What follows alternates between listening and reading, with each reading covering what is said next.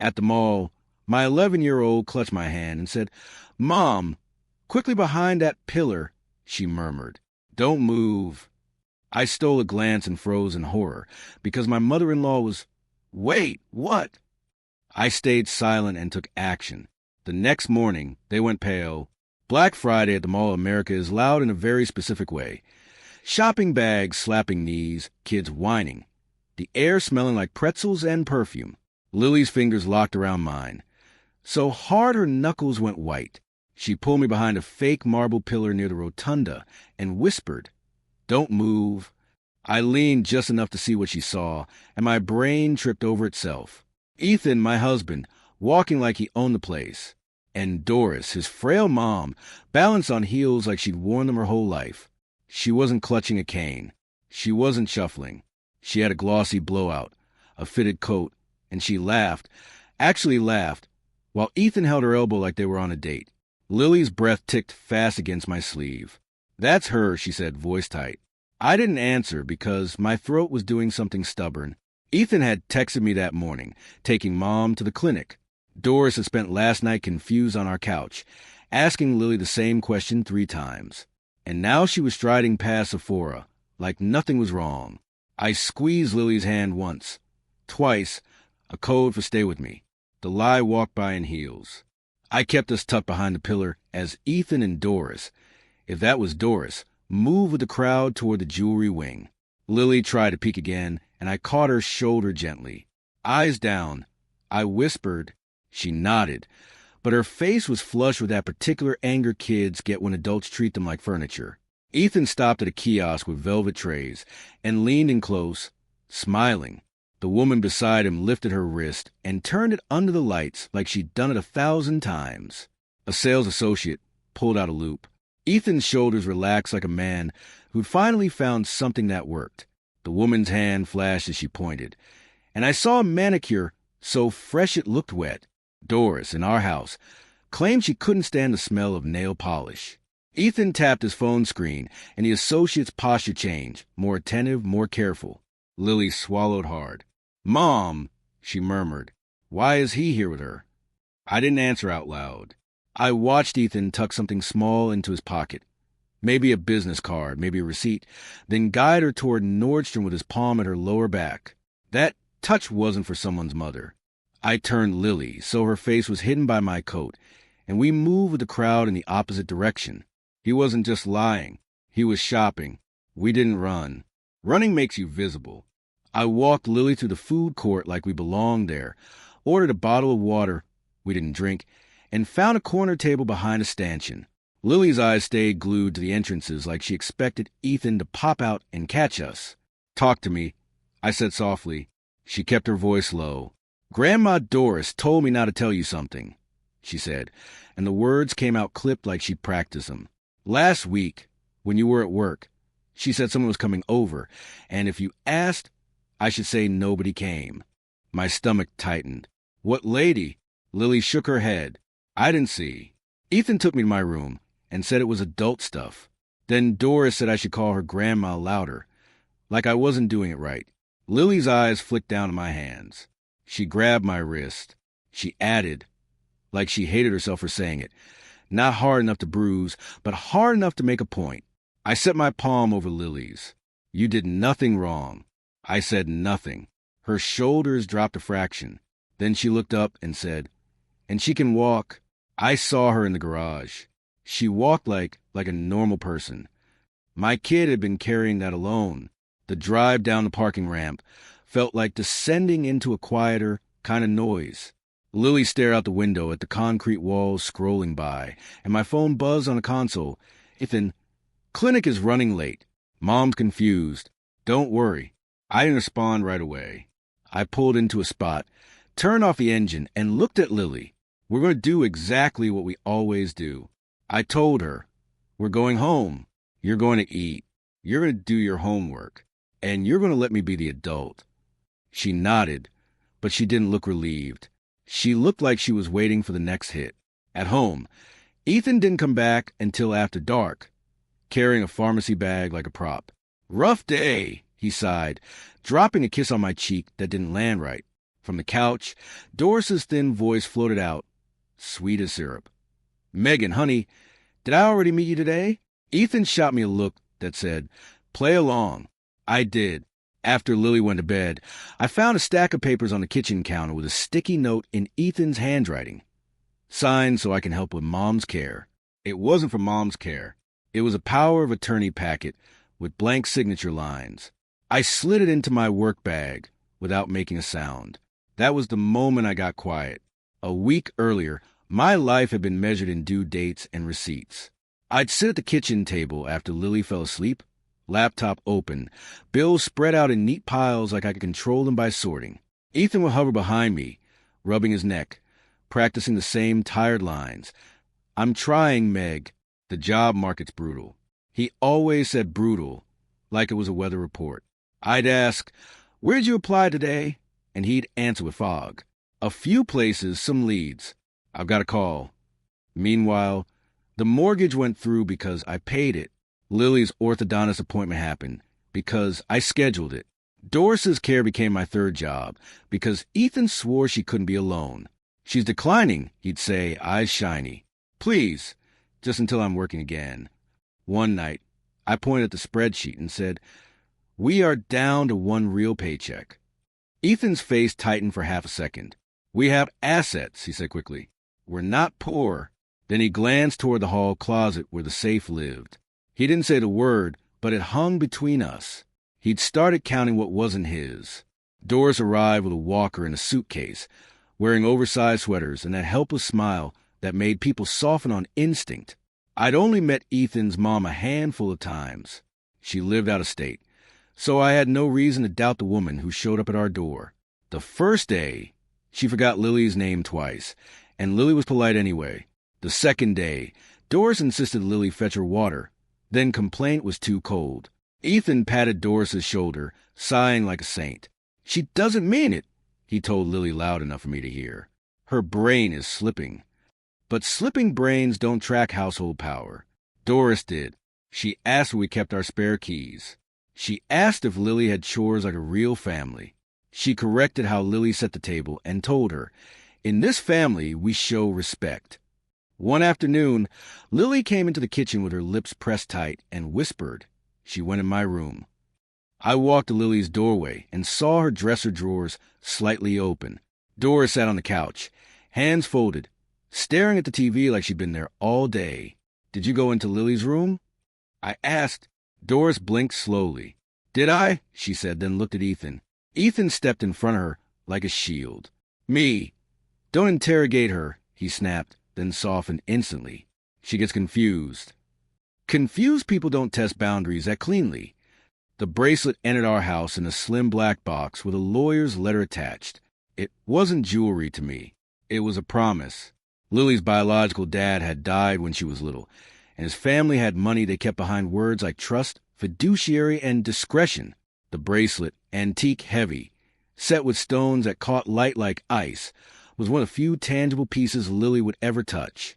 The appraisal came with it. Estimated value $150,000 to $250,000, depending on market and condition. I didn't show Lily the number. I showed her the box and said, "This is yours when you're older. It's safe." I stored the appraisal paperwork in a folder, put the bracelet in our small home safe, and memorized the combination like it was Lily's birthday. Ethan watched this process from the doorway, silent. Later that night, when I told him the estimate, his eyebrows went up before he could stop them. "That's a lot," he said, and his voice changed shape. "So, the trust is paying for Lily's college, right?" I said, "The trust pays what the trustees approve." Ethan's jaw ticked. "And you're the one talking to the lawyer." That number rewired him. A few days after Bracelet arrived, Ethan started leaving documents accidentally on the counter. Forms with helpful tabs, highlighted sections, sticky notes that pretended to be casual. "It would just make things easier," he said one evening, sliding a paper toward me. "If something happened to you, I'd need authority to help Lily, to help Mom. It's just standard." I read the header, Durable Power of Attorney. Not for Lily, for me, for assets, for financial decisions. I set it down. "I'm not signing that tonight," I said. Ethan exhaled like I was being childish. Why are you like this? He asked, too sharp. Like what? I kept my voice level. Like I'm trying to steal from you. He leaned in. I'm your husband, he said, quiet and intense. You don't lock your husband out. Doris called from the living room, voice trembling perfectly. Ethan, sweetheart, I'm scared again. Ethan's eyes flicked toward her, then back to me. She needs us, he said, using us like a weapon. And suddenly, everything was about access. The day I met Jake Miller, I hadn't slept more than 3 hours. Doris had woken Lily at 2 a.m. because she couldn't find a bathroom, and Ethan had slept through it like a rock. I dropped Lily at school, then drove with my jaw clenched to a coffee shop near my office because I needed caffeine and 5 minutes where nobody needed me.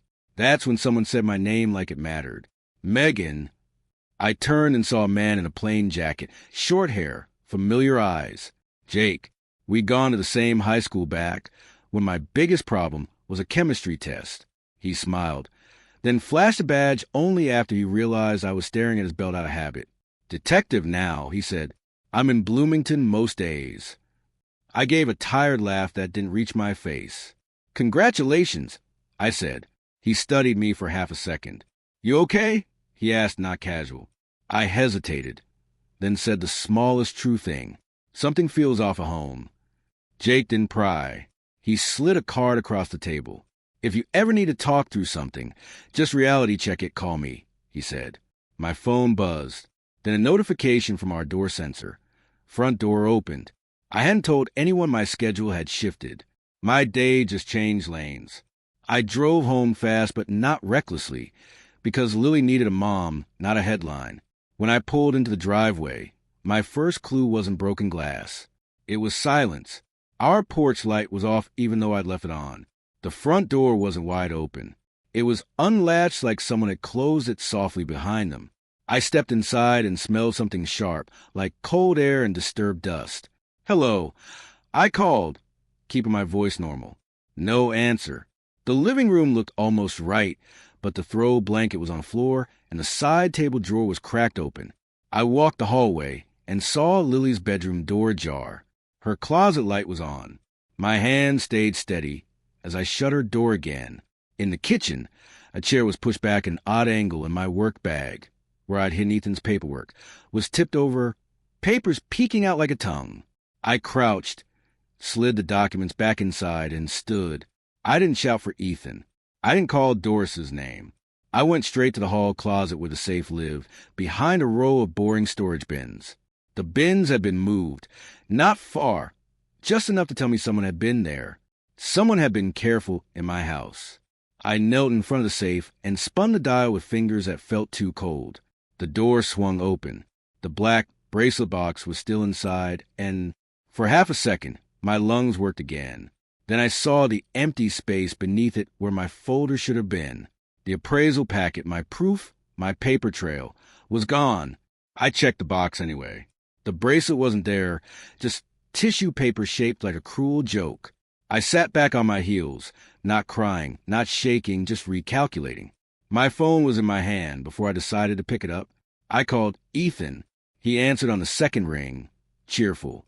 Hey, babe, he said. Mom's having a rough. Where are you? I asked. Silence, then a small laugh. At the clinic. Where else? I stared at the faint scratch near the door frame, the kind you could make with a key if you knew how to wiggle a latch. Someone's been in the house, I said. Ethan inhaled like he was annoyed. Megan, don't start, he said. You're always imagining. I hung up, then I called the number on Jake's card. I didn't need comfort. I needed a witness. Jake didn't show up with sirens. He showed up the way real help looks. Quick, quiet, not theatrical. He walked to my front door, took in the tipped chair, the moved bins, the safe location, and he asked simple questions in a steady tone. When did you last see the bracelet? Who knows where you keep it? Any cameras? I answered without extra words. Jake crouched by the door and ran his finger along the latch. This isn't a random smash and grab, he said. They didn't take your TV. They didn't take your laptop. He walked into the kitchen and opened a drawer I hadn't checked yet. Inside were my checkbook and a stack of mail, untouched. They came for one thing, he said. I swallowed. And paperwork, I added. Jake's eyes lifted to mine. Paperwork is the part that makes this weird, he said. A thief who knows what an appraisal looks like is either experienced or informed. He stood and looked toward the living room where Doris's knitting sat perfectly arranged. Who had access to the house, he asked. I hesitated for a beat, then said it. My husband, his mom, and a caregiver we had briefly. Jake nodded once, like he'd already guessed. I'm going to file this properly, he said. But Megan, treat this like an inside job until proven otherwise. The theft had a face, even if I didn't want it. Ethan came home that evening carrying takeout, like a peace offering. Doris shuffled behind him, leaning heavy on her walker, eyes watery. Ethan set the food down and looked at Jake's business card on my counter, like it was contamination. You called a cop, he snapped. A detective? I corrected calm, because our safe was opened. Doris gasped. Oh my, she whispered. In my son's home. Ethan pressed his palms to the counter. Insurance, Megan, he said. We do insurance. You don't drag strangers into our family business. Jake wasn't there anymore. He'd left after taking photos and statements. But Ethan acted like Jake was hiding in the pantry. I said, the bracelet is gone. Doris sank onto the couch like her bones turned to water. That poor baby, she moaned. Lai will be devastated. Her eyes flicked toward Lily's hallway, sharp for half a second. Ethan leaned closer to me. Listen, he said in a low voice. It's just a thing. We'll handle it. Don't stir this up. I said, someone came into our house. Ethan's smile was tight. And you're going to make it worse, he said. Then he reached for my phone, palm up. Let me see what you told him, he said, like it was reasonable. I slid the phone into my pocket. No, I said. Doris sniffed loudly. Megan doesn't trust family, she murmured. They weren't scared of the theft. They were scared of daylight. 2 days later, I ran into Carla in the produce aisle at Target. She used to come by for a few hours when Ethan insisted Doris needed constant care. Carla was warm, competent, and she treated Lily like a person. Then one afternoon, she texted me an apology and said she couldn't return. Ethan claimed Doris had accused Carla of stealing pills. I'd hated that story, but I'd been too tired to fight it. Carla's eyes widened when she saw me. Megan, she said softly, glancing around like someone might be listening. I've been meaning to call you. We moved to the end of the aisle near the bananas, pretending to compare prices. Carla leaned in. She didn't accuse me of stealing pills, she whispered. Your husband did. He said Doris felt unsafe with me. My throat tightened. Why? I asked. Carla's mouth pressed into a line. Because I wrote down what I saw, she said. She wasn't confused, Megan. Not most days. She'd act lost when he was in the room. But when he left, she'd pull out a smartphone and scroll like any other woman. Carla's eyes flicked to my face. She had this perfume, she added. Not old lady perfume. Expensive, and her nails always done. I stared at Carla's cart, my mind snapping pieces into place. You're sure? I asked. Carla nodded once. I'm sure enough I got fired for noticing. The mask, it seems, and Carla had seen them. After that, I watched Doris the way you watch someone holding a glass too close to the edge of a table. I didn't stare. I didn't accuse. I just noticed. On Tuesday morning, she couldn't remember how to work the TV remote, but she remembered the passcode to Ethan's phone when he handed it to her. On Wednesday, she said her joints hurt too badly to stand. Then, 5 minutes later, when she thought I was in the laundry room, she walked to the window without the walker, postured straight, and peered out like a lookout. I stood still behind the doorway and listened. Doris hummed under her breath, and it wasn't shaky or old. It was light, young. Later that day, she leaned close to Ethan in the kitchen and said, Baby, did you talk to her yet? The word baby landed in my chest like a drop weight. Ethan's head snapped up, saw me, and his smile stretched too wide. Mom, he said quickly, loud, remember we talked about calling me Ethan. Doris blinked, then did the helpless act again. Did I say the wrong thing? She asked. I nodded like it didn't matter. Inside, something in me went very still. The next lie would need effort from me, and I refused to give it. On Black Friday, I went back to the Mall of America with Lily under the excuse of returning a coat I'd bought online. It wasn't an errand. It was confirmation. I kept Lily close, but didn't tell her the whole plan, because she deserved to be a kid, not a co-investigator. We entered through a quieter door near the hotel, and I saw them almost immediately. Ethan was in the jewelry wing with her again. No walker, no slump, the same confident ease. Her hair wasn't the same as Doris's at home. It was darker. Her face wasn't lined. And when she turned, I saw a small tattoo near her wrist I'd never seen on Doris. A sales clerk smiled and said, "Your private counter is ready, Vanessa." The woman, Vanessa, tilted her head and smiled like she'd won. Ethan stayed close, guiding her with the kind of familiarity that didn't belong in a mother-son story. Lily's grip on me tightened, and I felt her body go rigid. Vanessa's eyes tracked the crowd and landed on us. For a split second, her smile fell away. Ethan followed her gaze, saw me, and his face drained of color. I didn't wave. I didn't step forward. I simply turned Lily gently and said, "We're leaving." That's when I got calm, for good. The next morning, I called in late to work, dropped Lily at school, and drove to an inheritance attorney's office with my hand steady on the wheel. I didn't tell Ethan where I was going. I didn't warn him. I brought every document I had. Trust correspondence, the appraisal email chain, the police report number Jake had given me, and the unsigned power of attorney packet Ethan had tried to slide under my nose. The attorney, a woman with sharp glasses and a voice that didn't waste time, listened while I laid out facts in order. "Your husband is not a trustee," she confirmed. "He has no right to Lily's trust assets, but he can cause chaos if you give him access through you." I said, "I won't." She slid papers across the desk. Protective filings, asset safeguards, a trust structure that placed Lily first and made my signature harder to exploit. I signed with a calm I didn't recognize, then called the trust contact, and they said, "Flag any request connected to Ethan." On the way out, I froze my credit from my phone in the parking lot, like it was just another chore. When I got home, Ethan was waiting, Doris beside him in her sweater costume. "I brought papers," Ethan said brightly, "to make things easier." I smiled small. "I already signed papers," I said, "with my attorney." Ethan and Doris changed at the same time, pale, flat, suddenly aware. My quiet move landed like a door locking. Jake met me that afternoon in a public place, bright, neutral, impossible to twist into a story about harassment. We sat at a table in a busy cafe, and I slid him what I had. The timeline, the caregiver info, the mall confirmation, the attorney's notes. Jake didn't act shocked. He acted focused. "If they stole the bracelet, they'll try to move it," he said. "But high-value pieces are hard to sell clean." I said, "So we make it dirty." Jake nodded once. He helped me draft a simple notice for local dealers and pawn shops.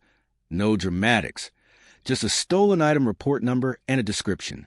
He also walked me through what I could record in my own home without making the case messy. We chose cameras, not because it was sneaky, but because it was clean.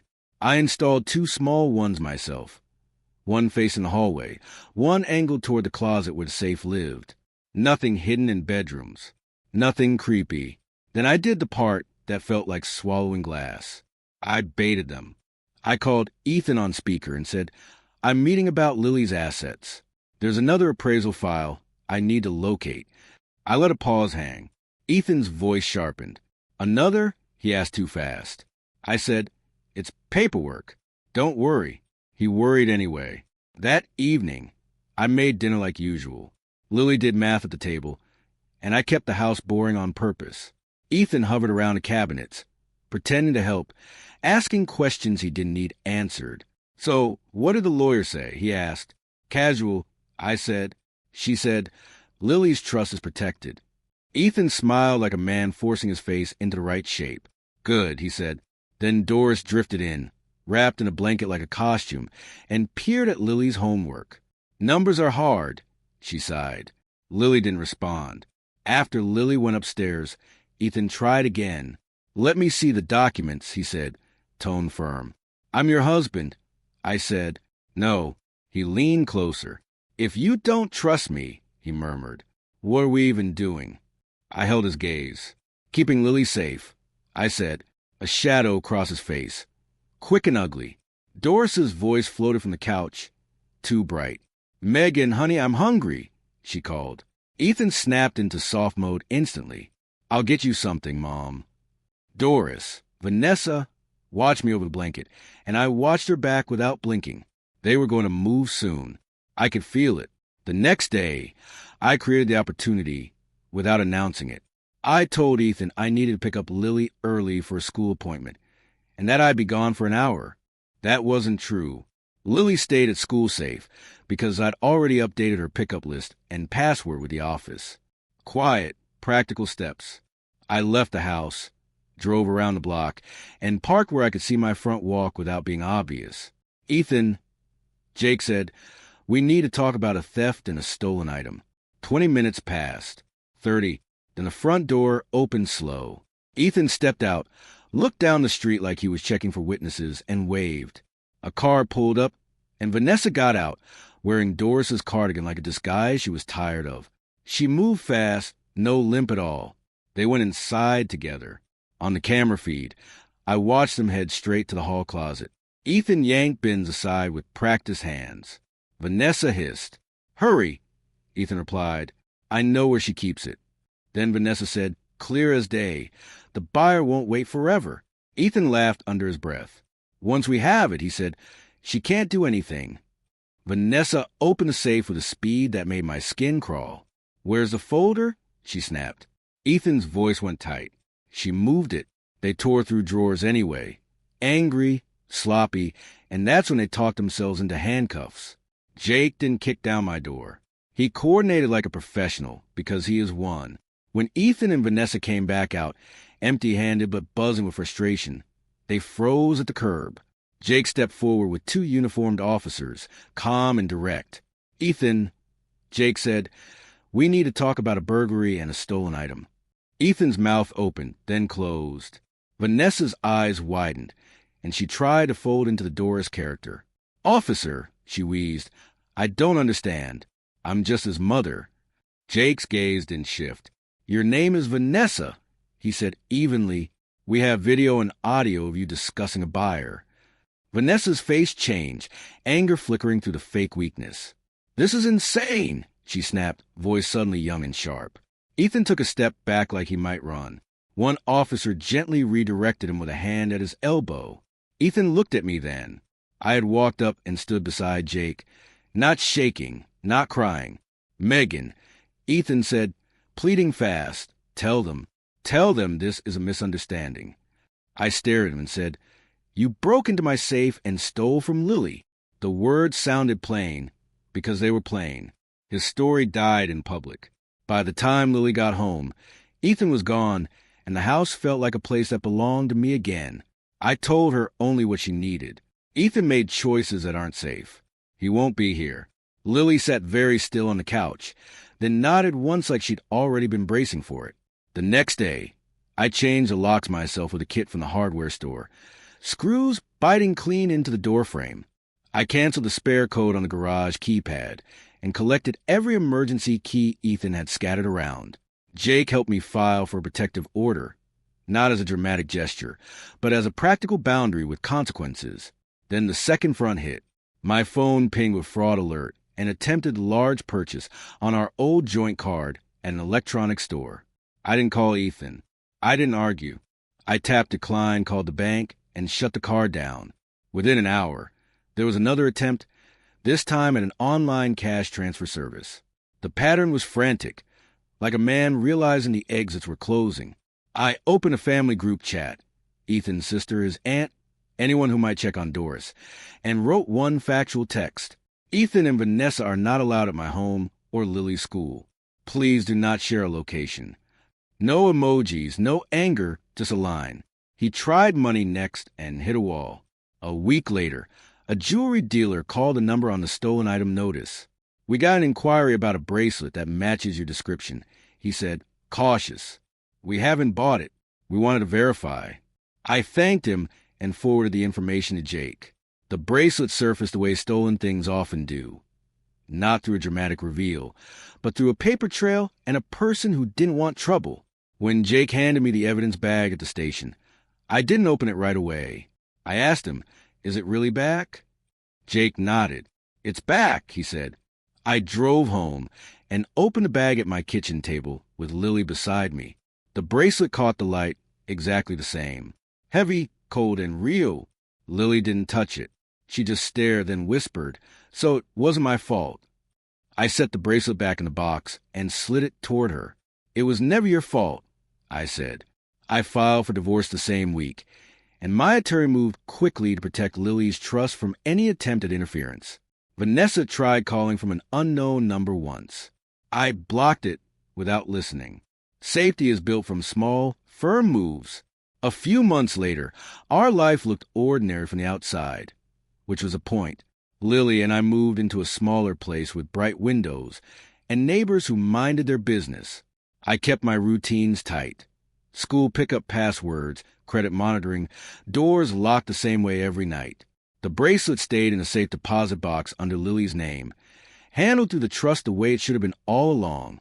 Sometimes Lily would ask a question while brushing her teeth. Small, practical questions like, "Can someone pretend to be family again?" And I'd answer with facts, not fear. "They can try," I'd say, "and we can stop them." Jake checked in once in a while with quick updates, never crossing lines, never making emotional. One afternoon, he dropped off a final document confirming the case evidence return, and he paused at my doorway. "You did this the right way," he said simply. I nodded. "I did it the quiet way," I replied. Lily, from the living room, called, "Mom, can we make hot chocolate?" I said yes, because that's what normal looks like now. If someone in your life wore a mask to get access to your kid, what would you lock down first? Because peace is a system, not a feeling. So what do you think? Did I go too far or not far enough? Let me know in the comments.